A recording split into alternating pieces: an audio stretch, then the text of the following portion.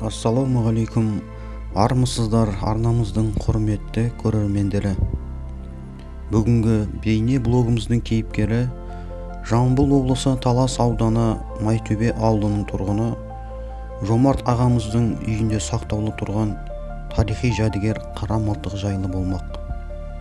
Қызықты тарихы тереңде жатқан қара мылтық жайлы бейнеміздің көрермені болыңыздар. Құрметті көрермендер, каналымызға қолдау білдіріп, лайк басып, комментарий жазып, қолдап отырыңыздар. Ал біз Алла қаласа жолға шықтық.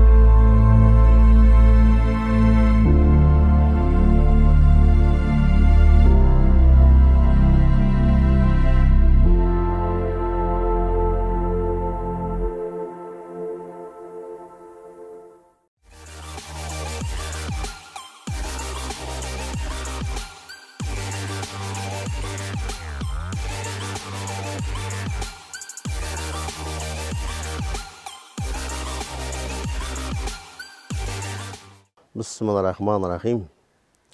Осы Майтөбе өңірінде 1970 жыл дүниеге келгем. Мынау алдымызда тұрған көне жәдігер ата-бабаларымнан қалған мұра естелікке қалған. 5 атадан бері ұрпақтан ұрпаққа келе жатыр. Бабаларымыз бұны енді айтылады, енді аталарының айтқан сөздері бар. Қалмақ жоңғар соғыстарында пайдаланған деп. Кейін ашаршылық кезінде бір ауылдарды асыраған аталарымыз ұстап болып, мынау Айсай деген сай бар, Қаратаудың бөктерінде. Сол сайда тұрған, сояқта ел жұрт қара мылтықпен асырап, күнкөріс жасаған, ұстап оған, алтын күміс бұзған, білезік, сырға, сақина алтыннан істеген, осы қара мылтық істеген, осы ұрпақтан қалдырып кеткен маған. Мен осы қара шаңырақта, осы мен егерімін осы мылтықтың, қара мылтықтың. Енді деректер бойынша 1008 жылғы мылтық деп айтылады, ескі жәдігер. Мұны енді телевизорден де, КТК бәр каналдардан түсіріп алып кеткен. Енді мына тағы бір сондай жол түсіп, інжектер келіп түсіріп жатыр екен. Осы жәдігер осы менің қолымда үйде.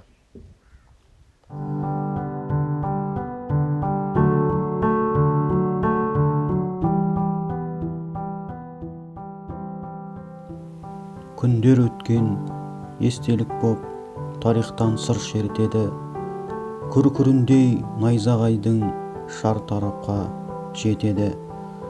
Бабалардың ерліктері бұл күндері жырдастан біздер үшін мәңгілікке өнеге боп кетеді. Елін қорғап бабаларым жауға шапқан, шейіт болып талай боздақ қаза тапқан. Қалған екен аталардан қара мылтық, саят қылып атқа қонып аңды қаққан.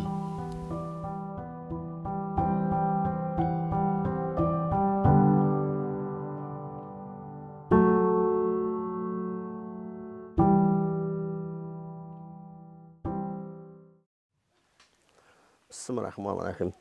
Осы мен 70 жылы дүниеге кеттім. Біз енді біздің заман неше түрлі қилы заман болды ғой енді. Совет өкіметін көрдік.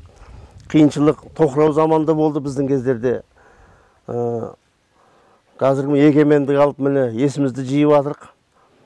Сол әскерден келген жылы мұсылман деп тірлікті бастап, кішкене ары-бері кәсіптерімізді дөңгелетіп, өзіміз шаруашылық ашып, тау бөктерінен елікті алма бағынан сордан жай салып, мал ұстап, қой асырап, сиыр асырап, жылқы асырап, сол күнімізді көріп жатырық енді. Бала-шаға нәсібесі шығар. Қиыншылық замандар болды ғой енді. Ана бидайды, қарауын бидайларды суға жуып, соны диірменге тартып оңған кездер болды ауылда. Бәрін көрдік енді. Осы қолдың күшімен шөп орып, шөп жинап, сол шөпті пұлдап, мал алып, кәсіптерімізді көтерген жағдайлар болды. Неше түрлі заман болды өмірімізде.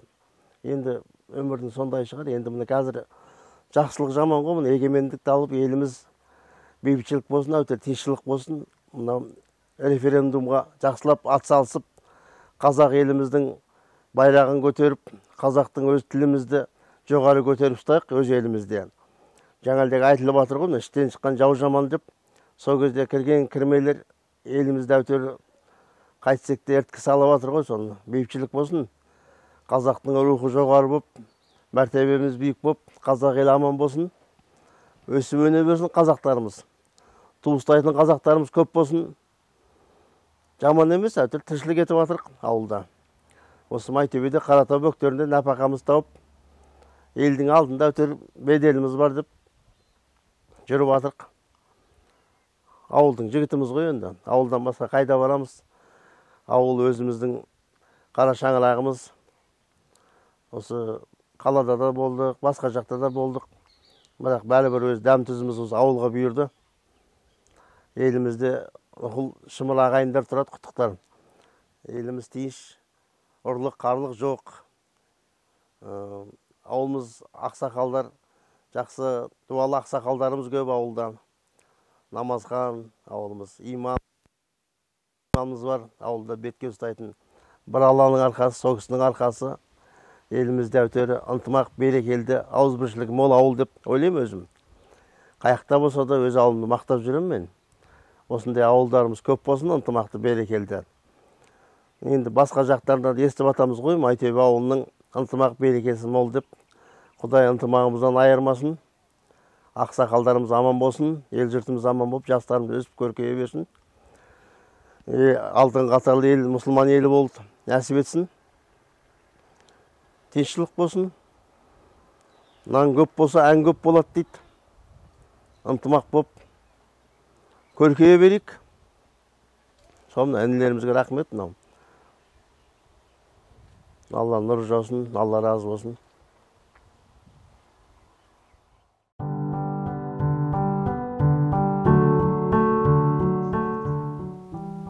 Ер жігіттің серіктері берен мылтық, өткір пышақ кездігі тұрса қылпып, жүйрік ат, қыран бүркіт, құмай тазы, саят қылып жүрген екен қысы жазы.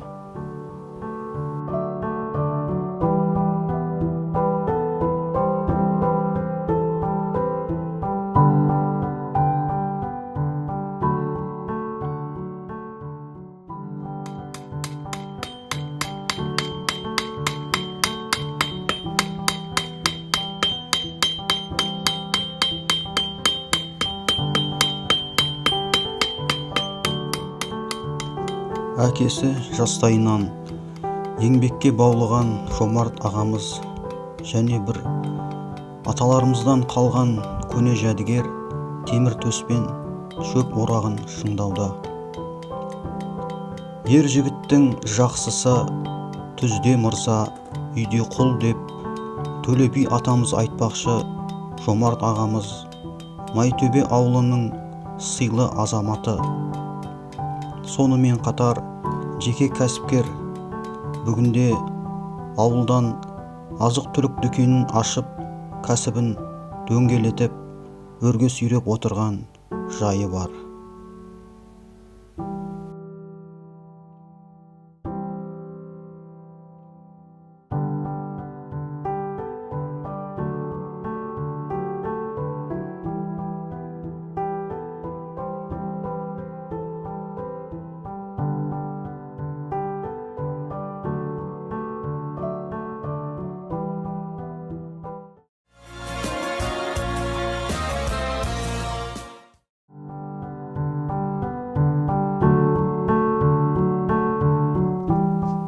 Замандарда аштық жайлап қалжыраған, нәубет тартқан азық іздеп сансыраған, арқар атып тау құздан елі үшін ашыққан дүйім жұртты асыраған.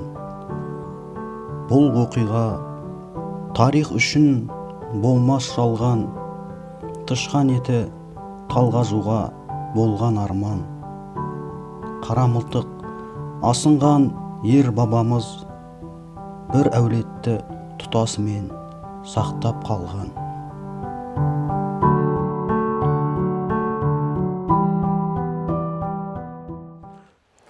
Осы қара мылтық өзінің осы отанына кеп, ой рахаттанып тұрған шығар. Атамыз Ыбырайым деген атамыз бар еді. Сол кісі айтып берген бір әңгімесі бар еді осы аталарымыз, бабаларымыз жайлы. Ыбырайым атам осы тілеп алды, атама кеп мылтығымды жөндетейін деп кеп, осы атам мылтығым тимей жүр, мына қара мылтығым. Сіз осыны көріп беріңізші дейді. Атам көрсем көріп берейін.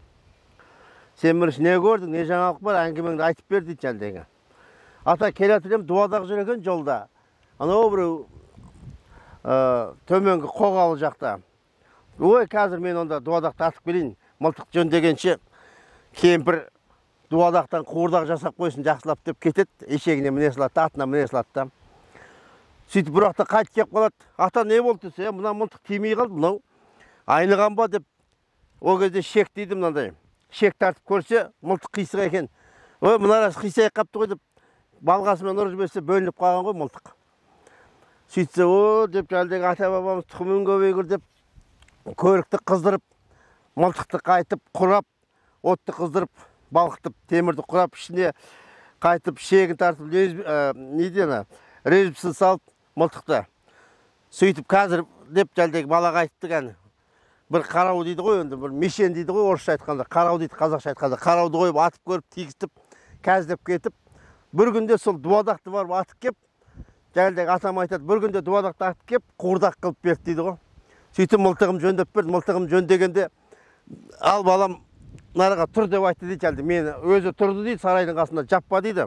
Сиырдың жаппа тезегін алды да, ұрды да, әлдегі ал ат деп айтты дейді. Ата бұлай тұрсаңыз тиіп кетеді ғой деп айтып ем дейді. Ой, тұқымын көбейгді, сен қандай мергенсің мұнаны атпасаң деп. Сөйтіп әлдегі атаның өзі барып атып әлдегі. Сөйтіп мылтығымды жөндеп түзеп берді дейді. Сол кісінің ұсталығы, мергендігі, сол аңызғы айтып отыратын сол кісілер. Сол қара мылтықтар ғой. Аңға ашып баратқанда мынаны кейін құрған ғой. Нәрді білте қайыс болады деген, жанып жүреді деген. Аңға ашып баратқанда 2-3 оқтап атып үлгеріп қалады деген мылтықпен. 300 метрдей жерге, 200 метрдей жерге тиетін болған ғой бір мылтықтар. Қара мылтықтар. Атамыз, кемпір, қазанға от сала бер. Қазанға су қайната бер, кәздеп кетеді екен. Мынау Айсайдың мынаның ар жағы Сарғайқандаған жері бар. Қазір келем дегенде аңының көптігі соншалықты бар бір арқарды атып әкеледі екен ғой.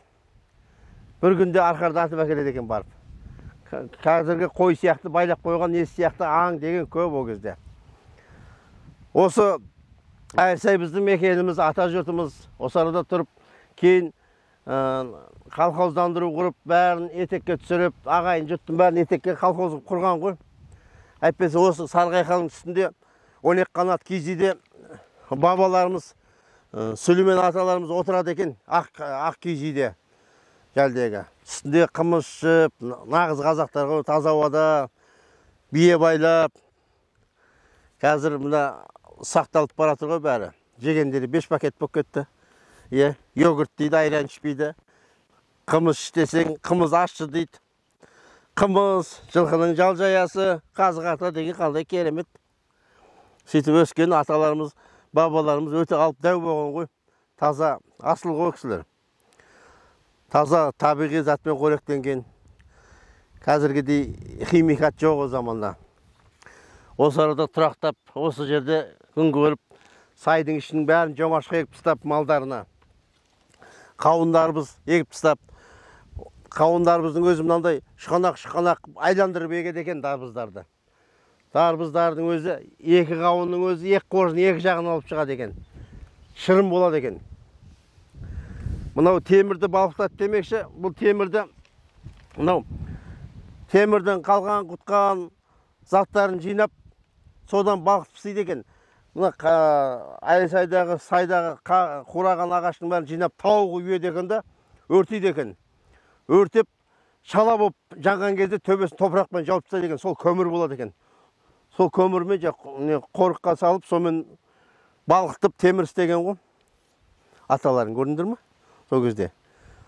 Темірді, сол ағаштың несін шала қылып, соны көмір қылып, сонымен көмір қылып, балқытқан темірлерді. Сөйтіп соққан аталарың. Ұстап оған. Бүкіл елді ашаршылықта, қандай ашаршылық замандар болды. Бүкіл ауылды осы аңмен жан сақтаған ғой. Аңмен жаңалдегі дей ғой. Міне барамда алып келем, ол кезде аң көп. Артық келеді. Екінің бірінде мылтық деген, ол кезде жоқ мылтық деген заман. Ол кезде жаңа ұста, мен деген кісілерде ғана болған мылтық. Ол аңды да оңайшылықпен аулай алмайды ғой. Қару болмаса, не болмаса. Осы қара мылтықтың арқасында ши мылтық деп аталады, қара мылтық деп аталады. Осының арқасында бүкіл қауым жұртты аман ақпаған ғой, соның ұрпағы біз ғой. Ашаршылықта аттан қырылып қалып өліп қалса, қаяқтан шығамыз біз, ұрпақ. Сөйтіп міне, ұрпақты сөйтіп аман ақпап, осы ұрпақ біз мысалы. Осы жердің егерлері біз. Алланың бұйрығымен ғой бәрі. Алла жарық көрсін деп, ұрпағымыз өсіп өнсін деп. Осып өсіп өніп атырық осы Қаратаудың бөктерінде.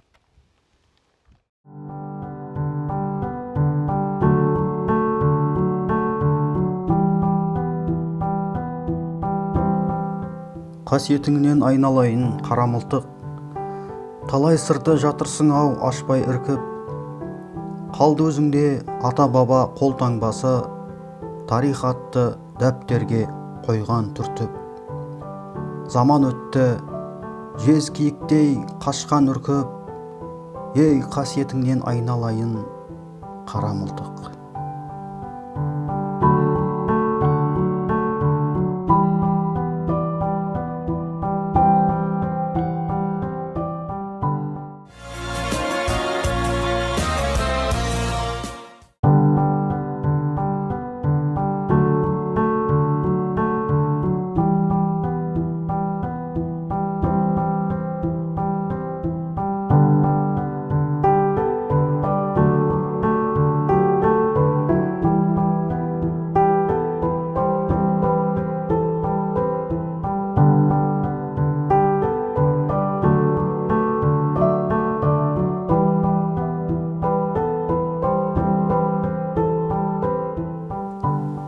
Осымен біздің тарихи жәдігер қара мылтық жайлы Майтөбе ауылына жасаған саяхатымыз аяқталды.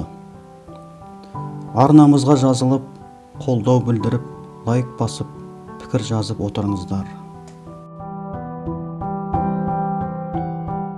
Арналар көп, бейнелері ақылға еш қонарсыз.